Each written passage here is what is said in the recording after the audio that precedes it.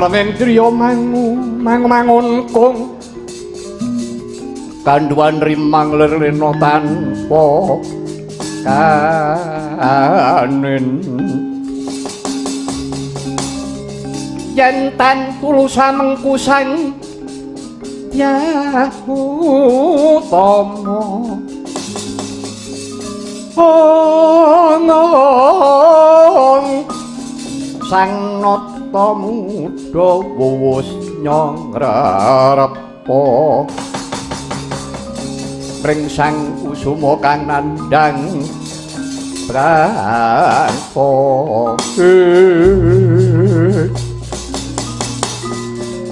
Aswani Kumba Aswani inggih Kanjeng Prabu kula ingkang putra pun Aswani Kumba iye kula pun Kumba Kaswani kowe tawang-tawang tangis kowe mung ngadol tangis mapan ning alun-alun negara Ngalengka apa sababe matur iya sinten tiyangipun Kanjeng Prabu nyatanipun kula sampun kecalan Kanjeng Rama Kumbakarna dalasan Kanjeng Ibu Dewi Keswani yang asepuh kula kekalihipun gugur madyaning palagan Kanjeng Ibu Cedha Suduk Salira aduh Wa Prabu kados pundi gesang kula menika inggih Wa Prabu kula nyuwun pejah pimanun ngersa paduka Kanjeng Wa Prabu tinimbang gesang kula menika tanpa gina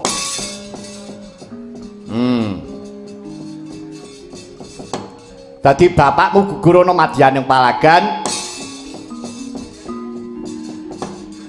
mung mbok timbangi karo kowe nangis getun keduwung kowe pasrah karo aku ampun Wa Prabu kula panjenengan pejahi kemawon tinimbang gesang kula mboten wonten ginanipun ra ngono to karepmu inggih wa kleru kowe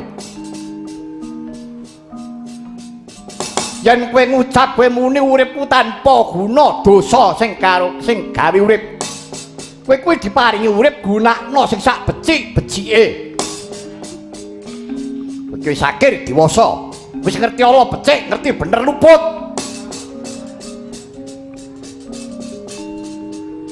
ngrungokno tuturku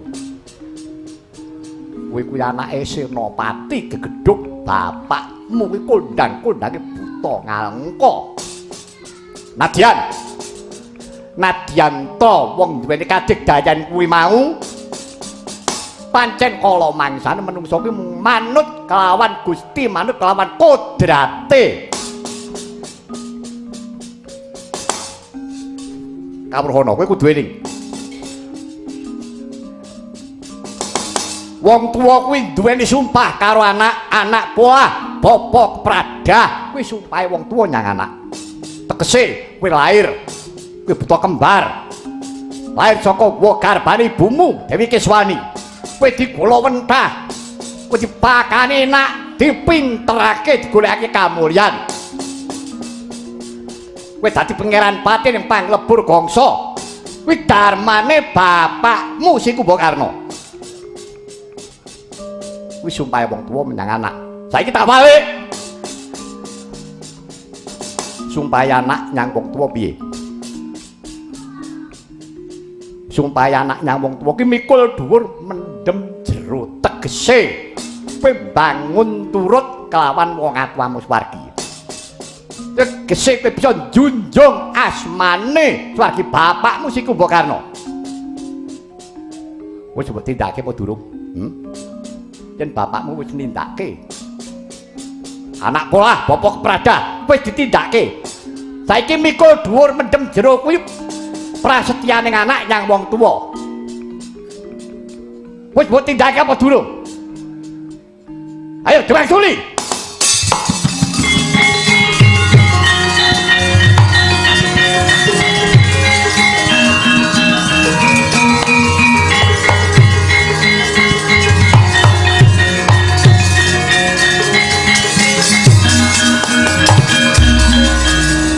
Aduh. Kanjeng Prabu Cimasa sembahan kula Prabu pepundhen kula mangke prapteng delahan. Tak sampunipun kula nampi dawuh saking paduka Kanjeng Prabu. Saknalika kegugah raos sing manah kula.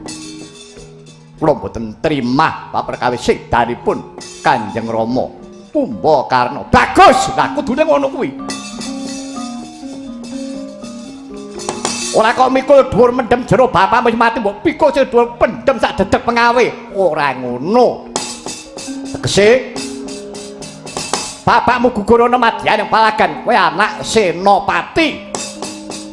Bisa mbelani karo wong atuamu ngreksa asmane bapakmu si Kumbakarna. Mudeng. Iya, ngertos. Ayo saiki karepmu piye? Saiki karepmu piye? Menawi tetelo mekaten Kanjeng Prabu. Dinten menika kula badhe madosi ingkang nyedani Kanjeng Rama rikala semanten. Mengsaipun sinten? Mung suwe adine Rama Wijaya. Sing jenenge Lesmana. Wis mateni bapakmu Kumbakarna. Nyuwun pamit kok.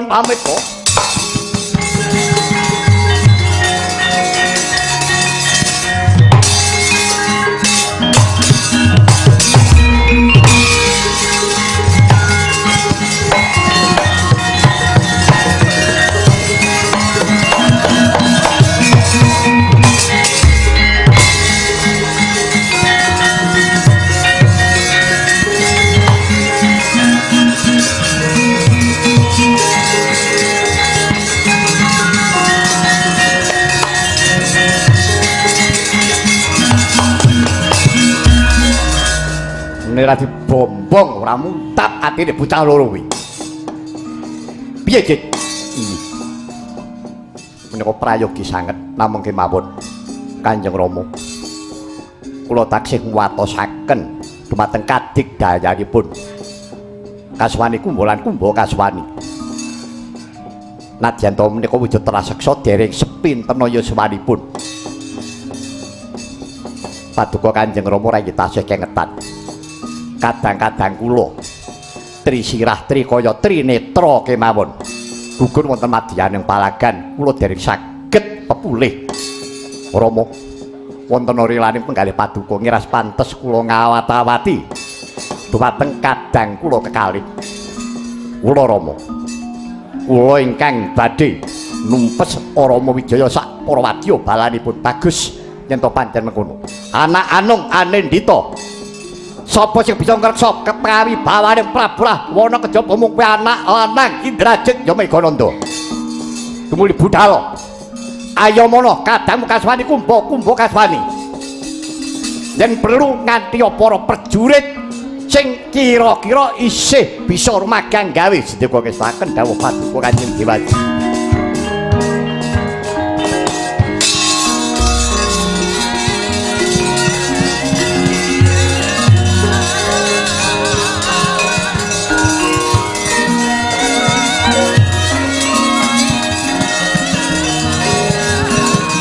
Mangka anggro tutum parindu bumi gondeng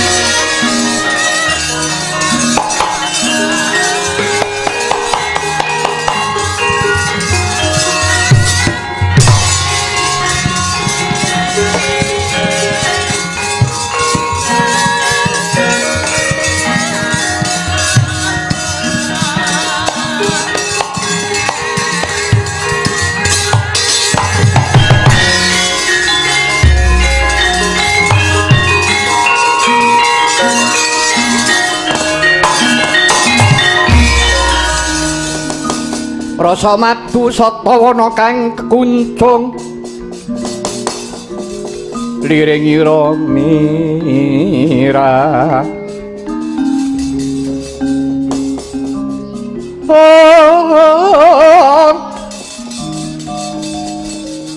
manis maati matong niring tuwuh jayeng tirta baya ingsun temah mati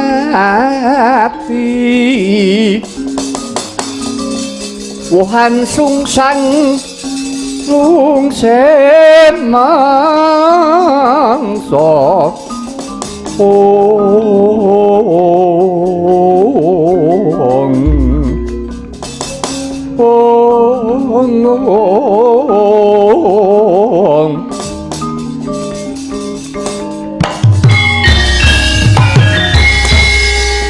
Kakang Asmani Kumba piye di? Wah. Tak rasa-rasa kaya kegugah, rasane atiku kegugah nalarku.